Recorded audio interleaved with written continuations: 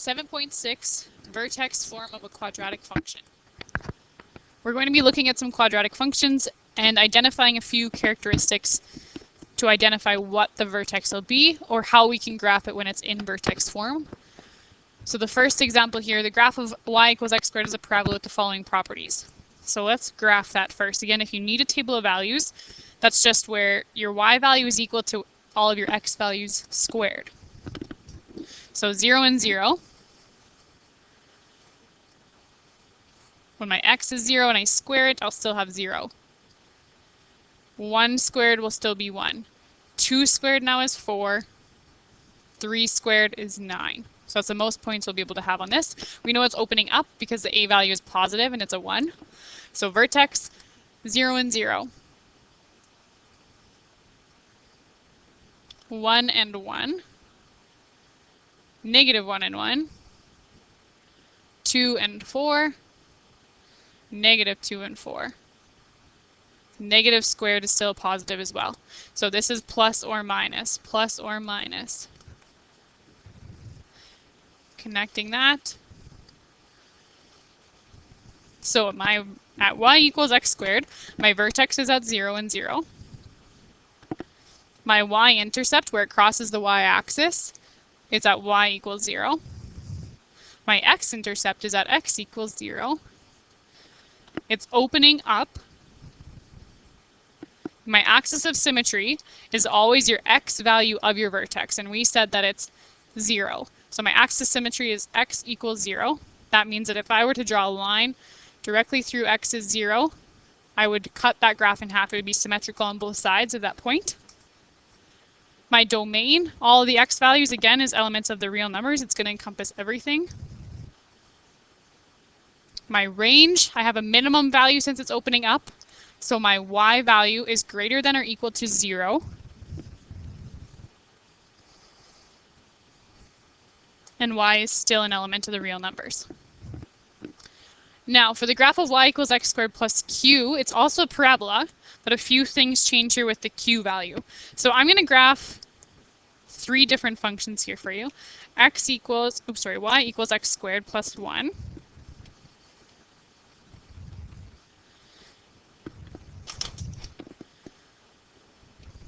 Y equals x squared plus, say, minus 2. And in another color, I'll graph y equals x squared minus 3. So I'm going to put those all in one quadrant just so that you can see what they look like. So first, x squared plus 1. For my table of values then, we know for the original would have been 0 and 0, but then I'm adding 1 onto my y. So when my x is 0, now my y is 1. And then I would have had 1 and 1, but now I'm going to have 1 and 2. I would have had 2 and 4, but now I'm going to have 2 and 5.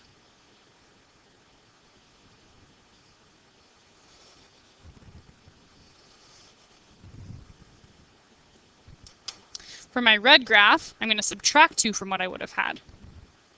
So x squared, 0 and 0, but instead of 0 and 0, I'll have 0 and negative 2 now. Instead of 1 and 1, I'll have 1, and negative 1.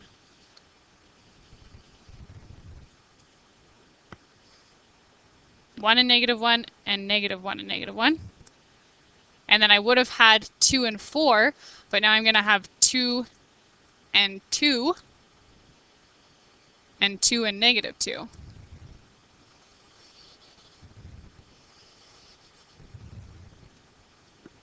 And my green one, 0 and 0, but it'll be 0 and negative 3. Where I would have had 1 and 1, now I'll have 1 and negative 2, and negative 1 and negative 2. Where I would have had 2 and 4, I'll have 2 and 1, and 2 and negative 1. So you can see what my q value has done. Anything I'm adding or subtracting onto the end of that, it's just moving this graph up and down. The shape is staying the same.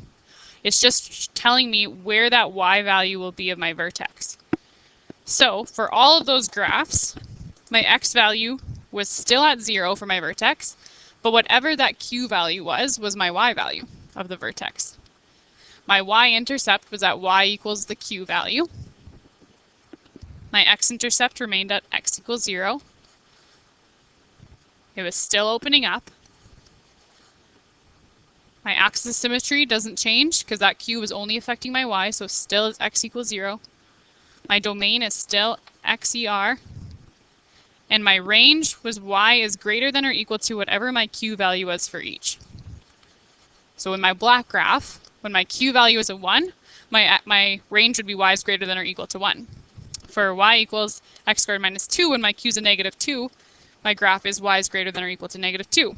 And for the green graph, y equals x squared minus 3, my range is y is greater than or equal to negative 3. So whatever that q value is, just swapped out for anything we had for y in our first one.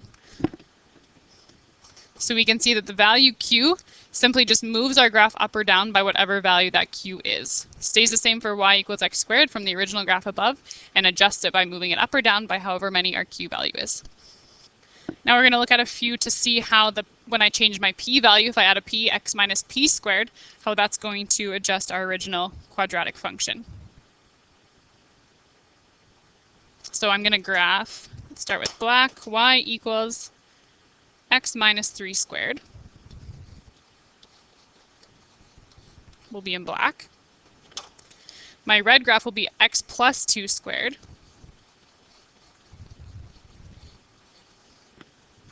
And my green graph will be x minus 1 squared. So we're going to try to see if we can identify how our p-value affects our parabola. So again, table of values for original would have been 0 and 0, plus or minus 1 and 1, plus or minus 2 and 4, plus or minus 3 and 9. So now it's saying whatever x value you pick, you need to subtract 3 from it and square it. So for my black graph here, if I'm starting with 0 for my x, I need to subtract 3. So when my x is 0, my y is going to be 0 minus 3, which is negative 3 squared, which is 9. So at 0 and 9. So that's like your y-intercept. When your x is 0, your y is 9. And we can't even really see that on here. Let's try a 1. When my x is 1, 1 minus 3 is negative 2. Squared is 4. So when my x is 1, my y is 4. When my x is 2, 2 minus 3 is negative 1 squared, which is 1. So when my x is 2, my y is 1. When my x is 3, that's 0 squared, which is 0. When my x is 4, 4 minus 3 squared is 1. When my x is 5, 5 minus 3 squared is 2 squared, which is 4. So 5 and 4. So here's my black parabola. My red one, same thing, except we're going to be adding 2. So when my x is 0 and I add 2, I need to square that. So 0 plus 2 is 2 squared is 4. So 0 and 4.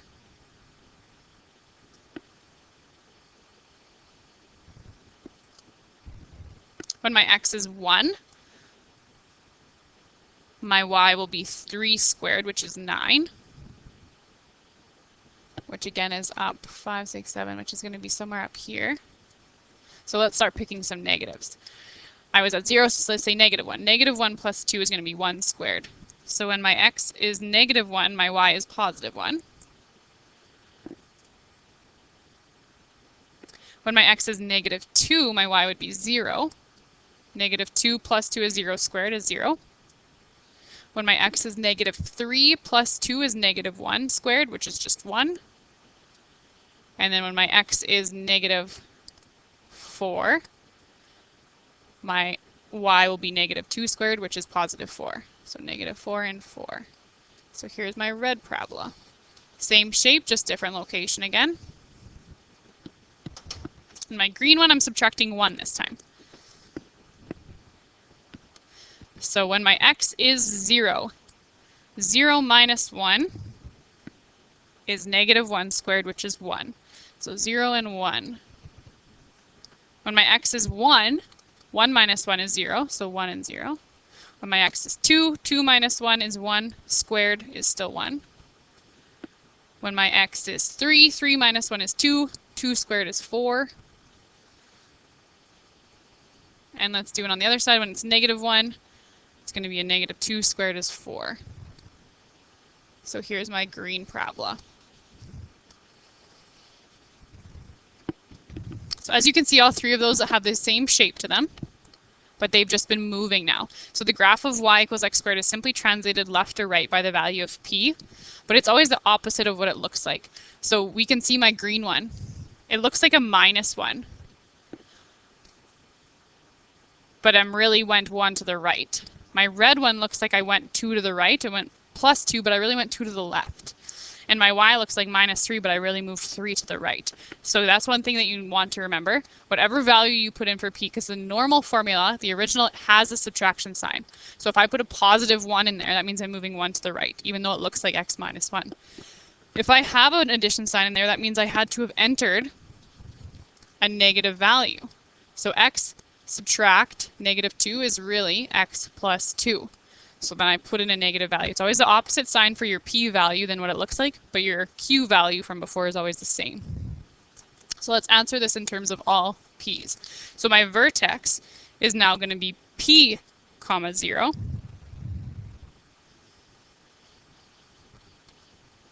My y-intercept depends. So they all share different y-intercepts. It's always going to be wherever your x equals 0. So depends, but it will be wherever your x value equals 0.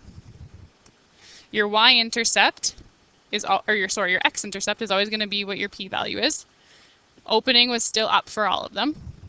Axis of symmetry, whatever that p-value was at the time is what x value would have cut that graph in half and made it symmetrical. Your domain is still XER. Even though it's moving left to right, it's still going to cover everything infinitely from left to right. And your range for all three of those was all y is greater than or equal to 0, and y is an element of the real numbers. So let's just make ourselves a note here. So if p is greater than 0, that means if it's a positive number, we're really going to be moving left. If your p value is less than 0, so a negative number, you're actually going to be moving to the right. So the opposite of what you might think actually makes sense in terms of signs is how your p value works. Your k value works exactly for whatever it looks like. Here we're going to look at an a value, so if I multiply something onto my x squared graph to see what that one's going to look like. So the graph of y equals a times x squared is a graph with the following properties. So I'm going to graph, just like the last couple times, y equals 2x squared will be black. Red will be y equals negative 2x squared. And green will be y equals negative 1/2 x squared. So starting with black, 2x squared means I'm going to multiply whatever I get. When I put my value in for x, I square it. I'm going to multiply that answer by 2. So again, our originals were 0 and 0. So 0 squared is 0 times 2 is still 0. So I still have a vertex that's 0 and 0. If I plug in a 1, 1 squared is 1 times 2 is 2 now. So for positive 1 and negative 1. If I plug in a 2, 2 squared is 4 times 2 is 8. That's going to be pretty high up. So there's my black graph. My red graph, negative 2x squared. It's going to be the exact same points, but a negative of them. So 0 and 0 still. 1, if I square 1 times it by 2 is 2, but times a negative 2 will be negative 2. 1 and negative 2 and negative 1 and negative 2. And then 2 and negative 8 and negative 2 and negative 8.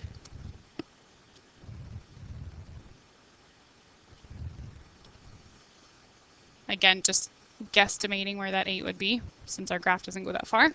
So right now I can see I multiplied by the exact same value, except the one had a negative sign. So when that's negative, it's opening down. It's going to reflect and flip that graph.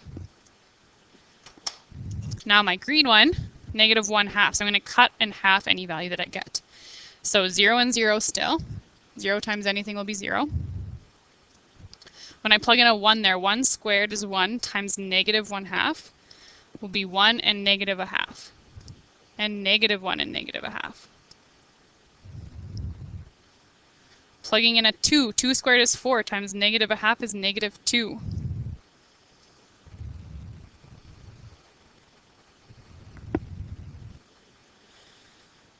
Three squared is 9 times negative 1/2 is negative 4.5.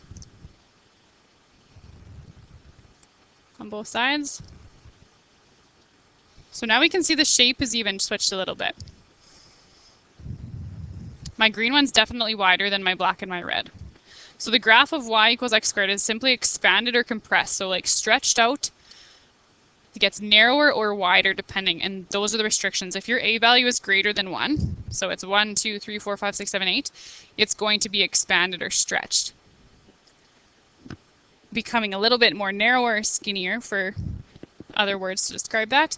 Or if my a value is a fraction, if it's in between 0 and 1, it's going to be compressed. It's going to look wider, shorter, fatter, however you want to describe that, which happens to be accurate for my green graph there.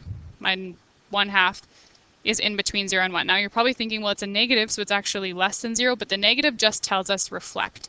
It means flip it over the axis. The actual a value itself is the 2 and the 1/2s in our graphs.